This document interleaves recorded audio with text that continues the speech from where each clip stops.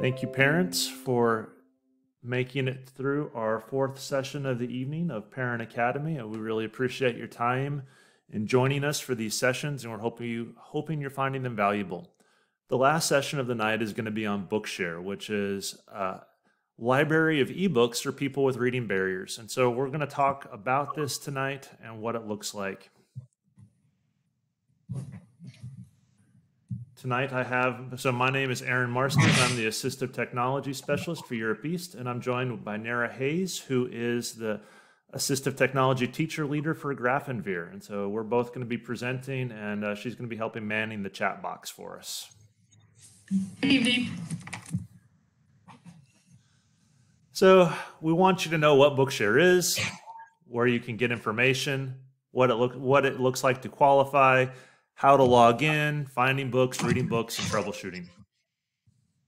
So in the presentation deck that we've sent out the link to many times, I just want you to be aware that we've linked to a parent shortcut guide that you can access via link. Bookshare has a terrific help center, and they also have a YouTube channel with a lot of specific videos on tutorials on how to do everything we're talking about today. So if you would like more information or in a different format, we've put those available for you. So what is Bookshare? It provides all these ebooks for people with reading barriers. It allows text-to-speech, which we've covered a lot tonight. Nara did a wonderful session on Read and Write for Google. We covered a generic text-to-speech, but just where they hear the text read aloud. You can enlarge print. We have some students that their eyes fatigue when looking at traditional paper materials because there's not much you can do with paper materials. It is what it is. With this, you can enlarge, you can use different screen masks, different filters, different fonts, different spacings. So it allows us to do all that. For students with significant visual impairments, we can convert all these texts into Braille. Over 800,000 titles free of charge. To me, it's like somebody is just saying, here is an Amazon gift card to the bookstore. Go have fun.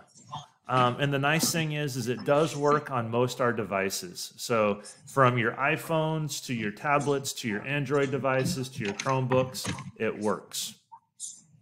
So now we get to talk about the tough stuff. Who qualifies? Because we can't. This is a federal program that allows accessible books for any individual with a reading disability, a physical impairment, or a visual impairment. We can't it's not available for any student.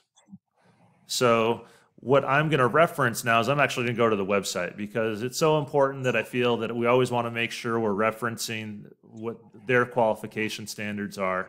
So if you have a child with a learning disability, so under DODEA, they would have an IEP, and they would probably be categorized as learning impairment. You might have a child that has a medical diagnosis for low vision or blindness, or a physical impairment which prevents them from accessing a book. So say turning the pages of a book, carrying a book, things of that nature. We have some students with such severe sensory defensiveness to the feeling of paper that might qualify. So there's a lot of different ways that might look. Typically, you need to be on an IEP, which is an individualized education plan for special education, or a 504 plan, which is through an accommodation plan. What doesn't automatically qualify is autism, intellectual impairments, ADHD, and this is based off of old copyright law. This is not a DODEA policy. This is a program that's available to any student in the U.S. At a military, non-military school, any public or private institution. But we do work with our case managers and our teams because there are many students with ADHD or autism who might also have a concurrent reading disability or have been receiving reading instruction for quite a while and have just not made the progress that the teams would like to see. And in that instant, there are instances that we can make cases to qualify for those students. So it really comes down to working with your child's case manager, and then they sometimes will work with either myself or Nara, and we'll try to see if they can qualify. We try to get as many kids in as possible because we really want to support accessible reading to the greatest extent. Why use, for those of you that have been with me today, this is just a big one. Kids that use accessibility features are more successful in school and later in life. They get better jobs, better college outcomes, post-secondary outcomes. So we really want to make sure we're supporting kids using accessibility tools so that they can reach their greatest potential. We know that many kids struggle with traditional reading instruction, and this is focused on decoding, sound blending, working on sight words. Most students respond very well to that type of instruction, but there is a small population of student that will not achieve the same level of speed or fluency or accuracy that will allow them to access their curriculum, their grade level, the stuff they find interesting at a level that they would be satisfied with. And so we really want to make sure that we're providing opportunities for them to have access to text that they can listen to or they can access in a different way. We know that by using text-to-speech, it can increase reading speed, it can help with their comprehension, but we do know that it takes time.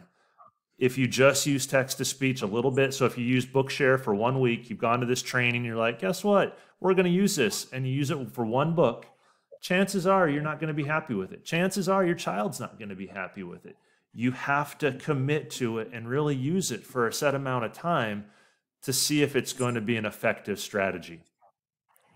We've covered this in our other sessions tonight, but give the kids choice. Let them pick voices, let them pick the speed, give them some strategies.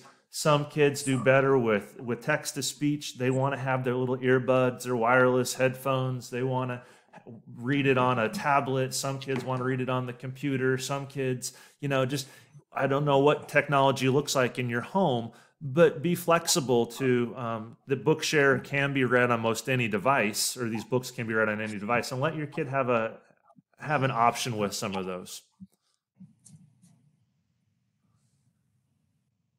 Just by providing text-to-speech does not mean your child will be an immediate excellent reader by listening.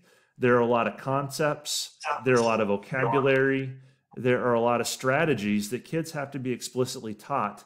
And so it's kind of like if I was to read aloud an advanced trigonometry book to many of us, then that would, even though we could understand the words, we might not understand the meaning. And so we really still work on comprehension strategies with our students. But what this does is it allows us to move beyond decoding skills and focus in on more of those grade level standards. So what does success look like and sound like? This is where Nara and I are just going to talk for just a moment or two on some success stories that we've seen. One situation I'm going to start out with is I was working with a child, and the mom wrote me back one day and said, my child is in 4th grade and has never once wanted to go to bed and read a book. This idea of reading at bedtime has been something that have been tears we've fought over. It's been a struggle our whole life. We've put Bookshare, the app, on the iPad, his personal iPad at home. He's downloaded a bunch of books he's always been interested in reading, and now he's excited to go to bed at night and to read for a half hour before lights out. And she's like, you know what? A couple times we've even caught him where he's still reading past lights out, and we are so just happy and excited. And the mom was in tears when she was telling me the story because she never thought she'd have the kid that was trying to stay up past bedtime to read stories. Nara, what do you have? I have a student that struggles with reading, and when was able to access Bookshare on an iPad through voice reader, Dolphin, easy reader, sorry.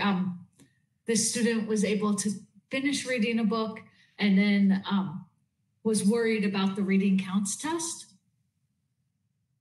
because usually when he takes the reading counts test, he does not do well at all. And he was able to get 100%. And so not only was he able to complete a whole book and was excitedly talking about it, but he was able to do something he hadn't been able to do before with success. So he was able to comprehend the book and answer the questions about it, which showed that even though he's a struggling reader and has difficulty decoding words and accessing traditional print, he's able to listen and use his comprehension skills to really, truly understand. Thank you. We've had students that have that travel a lot because of sports, because they're going home in the summer, long flights, long drives, and you can load these ebooks onto, again, a device, and they have access to text to speech, and they can listen to it, they can read it, and they're not carrying around a bag full of books. So we've had a lot of kids that I've heard that have appreciated having that access. At school, we have seen some students that benefit from less adult support because if an adult is having to read the text aloud to them, and at home or at school, that is something that can limit the student's independence or your child's independence over time. So by using text-to-speech and Bookshare, it can increase independence. Now, it still does take time and effort and learning skills. It's not a magic solution. You know, there are many kids that try text-to-speech and we don't see an increase in reading ability, but there are many kids that we do. And what I always tell the teachers in the schools is, let's try it. Let's try it and let's see, because we don't know unless we try. So how do we sign up for this amazing resource, these 800,000 books? There's two types of accounts. There's an individual account and an organizational account. The special ed teacher at your school, or if it's a 504 process, it'd be the counselor, the nurse, whoever's facilitating that SST, that 504 process. So I don't know who's here with me tonight, but if it's special education, it's your case manager. If it's for SST 504, it would be the case manager for that. They initiate the application. That sets the child, and the child is given then login information where they can go into Bookshare and they can log in, and then they have access without anything, just by the teacher signing them up. The teacher is the gatekeeper. They have an organizational account, and the student, if Nara is my student, Nara has to come to me each time and say, hey, Mr. Marsters, I want to read Harry Potter today. And I'd be like, okay, and I as a teacher log in and I unlock that book for Nara. So what that does is it increases accountability in terms of Nara has to talk to me, but it really limits her access to the library. What we often encourage is that once the child gets login information for Bookshare, if we have parent email addresses and if the parents are informed, and again, we ask the case managers usually to do this, because as a parent, we recognize you probably delete unknown emails. You'll get an email from Bookshare saying, hey, finish this application. And what that does is then that opens up all 800,000 books to your child. Now you might ask, like, why do they have the organizational and individual? There are many books in that library that you don't want your second grader, your fourth grader, your middle schooler to read. It is a full library. It's like going to the base library.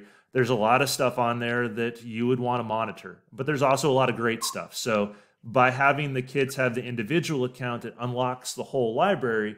But you as the parent then need to be aware of what your child is reading and what your child is checking out.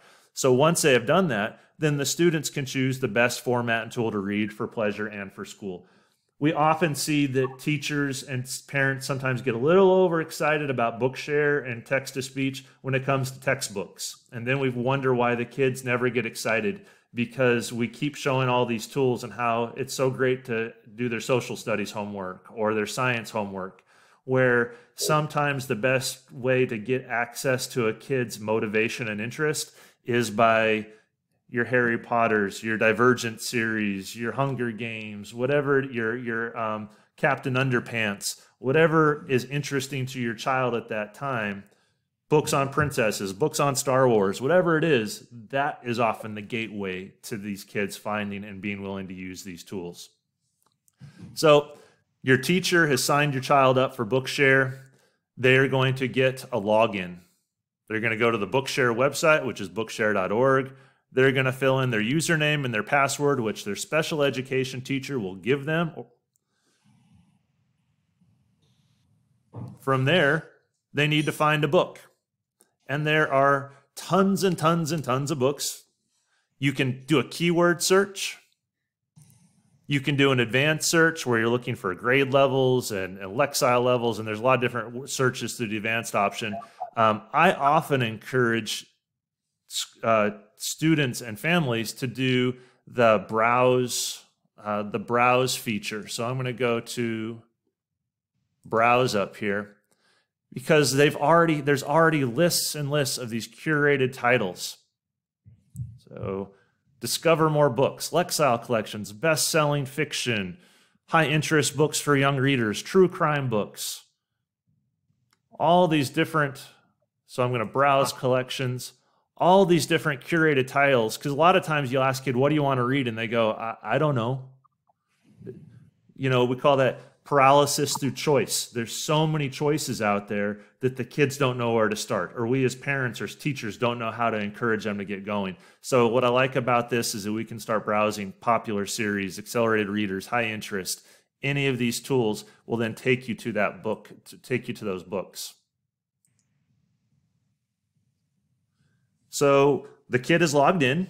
They have found the books they wanted. Now, if the teacher assigned them books, that's the books they have access to. If we've done the individual account where you've worked with the case manager at your school and you filled out the application for Bookshare and said, yes, I will abide by all the rules for Bookshare. Now you have this individual account. The child has picked out the books they want.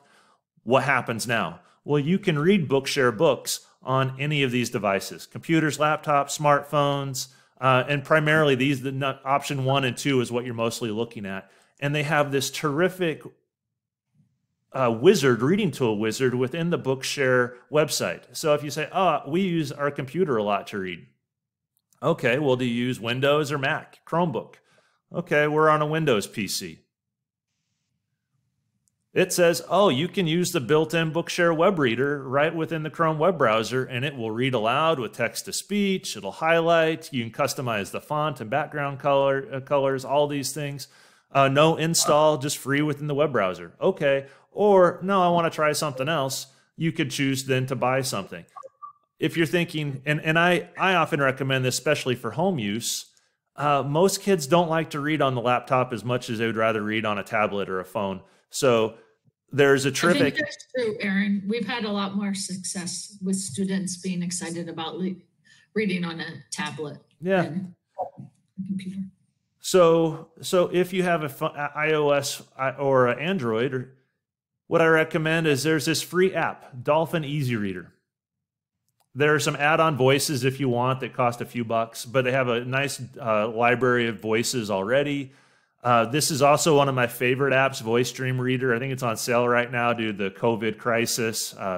But there's Captive Voice. So these are free apps or low-cost apps you could put on your own device at home. You sync up with Bookshare, and then it'll read the book directly within that app with text-to-speech, highlighting, adjustable voices, adjustable speeds, all that stuff. So you've set up the account. The teacher identified the books, or if the student is an individual account, they've set up their books they want to read. They pick what device they want to read it on, and then they're off and running. So now we talk a little bit about troubleshooting, because we don't have kids use Bookshare as much as I'd like them to. It's kind of like this kid here looking at the broccoli and the peas and the carrots. It's not as engaging as say a movie. It's not as engaging as say, some sort of interactive thing. It is a book. It's highlighting. They get voices. We have to sell it. We have to help the kids kind of work through it. Sometimes it's the device. Hey, I don't like reading it on the Chromebook. The screen's too big. Screen's too small. I want to read it in the car. I want to read it on the bus. Or the headphones hurt my ears after I listened for 20 minutes. I get a headache because I have these little headphones that are pinching my head. So there's some technical things. Attitudes of, I don't really like this. I don't like the computer voices. I want somebody to read it aloud to me.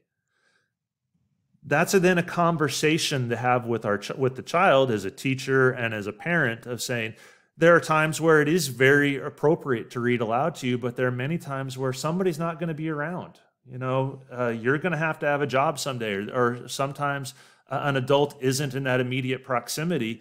You need to have options to do this by yourself. And I do tell kids, if you can find the book where it's professionally narrated and you have an Audible account, or you go to the base library and it's on CD or an MP3 or through Overdrive and you can download it and it's, Sean Connery reading some book to you, go for it. I mean, I would choose that too. But there are other situations where that's not an option. So we got to work with our kids to kind of find like, okay, if you really want to read this book, it's available right now, text to speech, or we have to wait 8 months before it's available at the base library. And then I do talk to the kids about successfulness. Some kids are like, I don't like it. I don't want to use it. Well, that's when I talk to them about, well, let's see how your reading scores are. Nara talked a little bit about SRI scores or, reading count scores. The kids read a book, they have to take a quiz. We look at kids doing book reports. We look at kids at how fast they're getting their homework done. A lot of teachers like to assign, daily reading tasks, reading for 20, 30 minutes. How successful are they when they're able to use these tools? Some kids, they're not very successful, and maybe through troubleshooting the technical side and the attitude side, we can increase it. But other times it really helps to show the kids like, you really are doing so much better when you can listen to it. And this is what it looks like. And it really is a partnership between the teachers, general education, special education, and the parents and the child. We all need to be part of that conversation. So just as a reminder, customize the voice, customize the speed, give them options, include the child.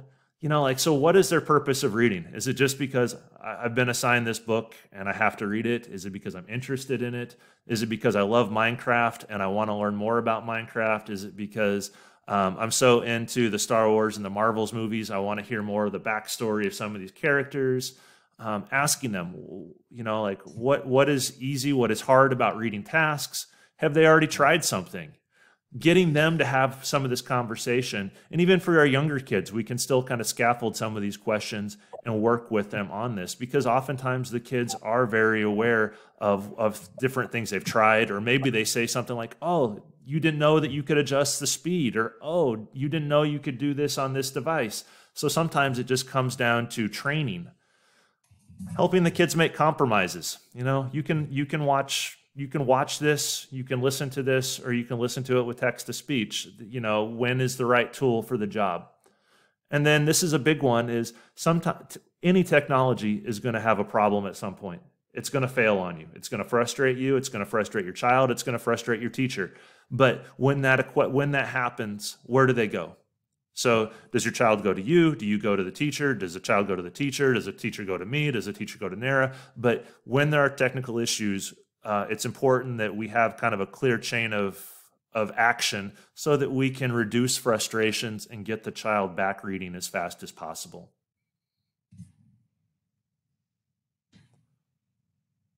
Try different tools, try different headphones, screen sizes. Some kids don't like it because their iPad is really old and it dies after 30 minutes. They don't like the voices. Try different ones. If they're just reading stuff, nonfiction text on amphibians because that's what they're studying in science, and the child doesn't really like science that much, maybe that's the reason they're reluctant versus some of the text to speech or the Bookshare. Oops.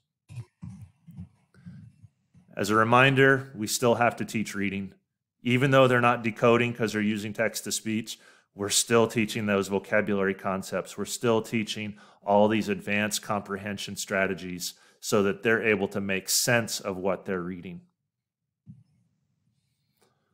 Well, we covered a lot today, and we have a little time for Q&A, but I hope that you're more aware of some of the Bookshare training resources on their website. We've talked about some of the basics for qualification, how to log in, how to find books, how to read books, and then a little bit of the troubleshooting components. And that's why we're going to stick around for the next few minutes to answer any questions and maybe do some more troubleshooting. Aaron? Yes.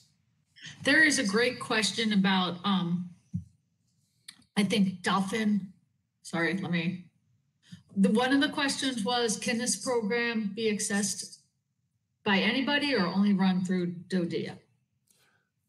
Bookshare, so your teacher will have to sign up through Bookshare, but if you move, say you move from a Dodia school to a school in Oregon, New York, Texas, they can all qualify for Bookshare books as well. So that your child would just transfer their account from a DoDEA school to that school in Texas. Now, as far as Dolphin Easy Reader is an app on the App Store that is available to anybody that works with Bookshare. It's not DoDEA specific. Does that answer your question? Yes, there's another question also about the difference between Dolphin Easy Reader and the other paid options. I would always recommend starting out with the free version first, because why not? And if it works for you, great. What the paid options provide is sometimes a little bit better quality of voices and different integration. Like I know it'll link to Google Drive, it'll link to different websites, might have some different annotation features. Voice Dream Reader has ability to change the view on it a little bit, so it does line by line and gives you some advanced kind of like formatting options for how you want the text to actually look when it's being read aloud, and again has different voice options. But I really like the Dolphin Easy Reader, and you can't beat the price, and I think that that's a great place to start, and then you could start looking at the other ones. I think those might be the two main questions. There were some concerns about, let's see, the Monotone Voices. And I spoke just a little bit about how the voices can be dependent on the program that you're using them in. And I won't lie, even the best ones are still going to be more monotone than Sean Connery. We're looking at function. When we have how do I put this? There's just not easy access to 800,000 books with text to speech that we can get professionally narrated. And when we think about text to speech with robot voices, that can read a Google Classroom, that can read a Google Doc, that can read Google Slides, that can read anything on the internet. And so if the kids are just holding out for the professionally narrated voices, it's really limiting their options to curriculum tasks. I'm not saying that if it is available, boy, I'm all with them. Let's go and let's listen to the professional voice. But many times that's just not an option. I will say a lot of our curricular resources, not related to Bookshare, but a lot of our DoDEA curricular resources have built-in text-to-speech, and I know probably half of those have human readers kind of built in. So instead of a robot voice reading it aloud, they've actually paid a voice actor to read it aloud. So I would encourage you, if your child is really resistant, see what kind of materials they're doing in class and if there's built-in text-to-speech and if that has a human reader involved. But I still would say get your kid at least to tolerate some text-to-speech, because they're going to be so much more successful in the long run if they can. It's kind of like eating broccoli. It's good for them in the long run. So having some flexibility and an ability to use Bookshare as well as other built-in read aloud options. Yep. So I say, question, how long does it take if they didn't have a book that you need? It all depends. It's a nonprofit agency, so you can put in a request, and they try to be pretty quick with it. For the most part, they're pretty fast. But if you have a book that you're really interested in, sooner rather than later is better. I would say for most our curricular resources, there's already built-in text-to-speech for those, and most of the readers that our kids are engaged in are available on Bookshare. Occasionally, we have the weird one that isn't available, but it's more the exception than the rule. I requested a book last year that they needed for a 6th grade class. And I think it took maybe 3 months in that case, but they didn't have the book in their library, so they had to have it created. Yeah, it just depends.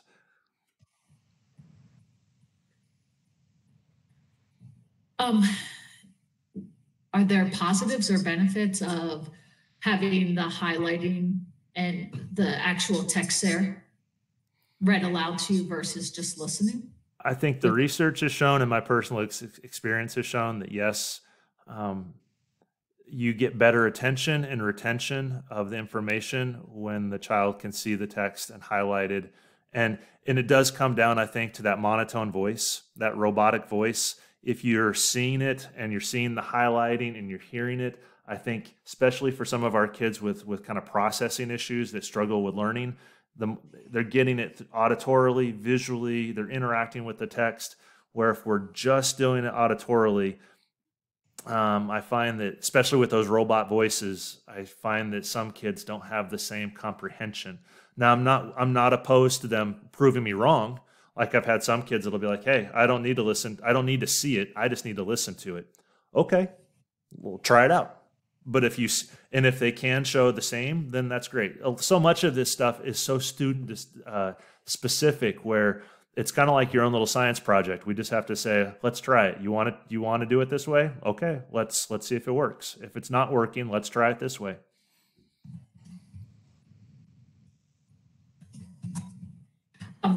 I just noticed that one of the comments was that a family had Bookshare and hasn't really used it much. I've had some success with the teachers and families and students that I work with when it's kind of a part of the reading is we're going to read one page this way, or we're going to read for 5 minutes using this, using Bookshare, and then I will read to you, or you will read to me, or we will listen on Audible, just kind of adding it into the repertoire and kind of having an expectation, and not necessarily for a long period of time, actually kind of keeping it maybe shorter, and pairing it with something high interest. Like I have a student who doesn't necessarily enjoy reading, but we were able to find a book related to Minecraft, and that has him really excited about reading. And so he comes into the classroom and right away goes and gets the iPad with the Dolphin voice reader on it, and just sits down right away because he's excited to listen to that. And then the teacher then reads a page, and then the student works together with the teacher reading a page. So. Mm-hmm. No, I think, again, that context, it has to have meaning to the child. If it's just the task of you just have to do it because you have to, there's some resistance. But if it's a high interest, if they're able to get some reinforcement at school or at home, if it builds on something, like I said, Minecraft, whatever, just whatever it is, that it has some sort of meaning to that child. I had another student, Erin, earlier this week. She was saying, you have to listen to how they're saying, like it was a character screaming and saying, ah, and she's like, you have to listen to this. So it was a robotic voice, and it wasn't, but it had her so engaged because of how it sounded. So sometimes you have to, find the humor. Yeah.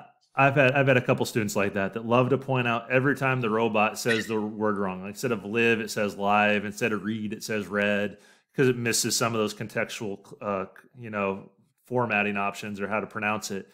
But I love it because the kid is listening that well and that engaged that they have identified the 30 different times in the book that it messed something up. And to me, that's a sign of active engagement. I'm actually really pleased when they do that. I sometimes find that Bookshare, while amazing, like when you're first using it, can be a little tricky. And so my email is there. And if you did need help with implementation, I would be happy to support you and your child. And please always, if you're going to ask Nara or myself for help, we encourage that. Just I ask that you CC your case manager, your child's case manager on anything, because we always want to make sure we're working in coordination with the schools so that we're all on the same page. Or if you don't know your case manager, write us and we'll find the case manager for you. Yeah, it works best if we're a team so that everybody can support your child. All right, everyone. Well, it has been 4 sessions of Parent Academy tonight. We do hope you found this helpful, and we appreciate your time, your energy as parents and as teachers at home right now to support your child and your student. So thank you. We appreciate you, and we look forward to when everything goes back to normal and we are back in schools. Have a great evening, and if you need anything, please get in contact.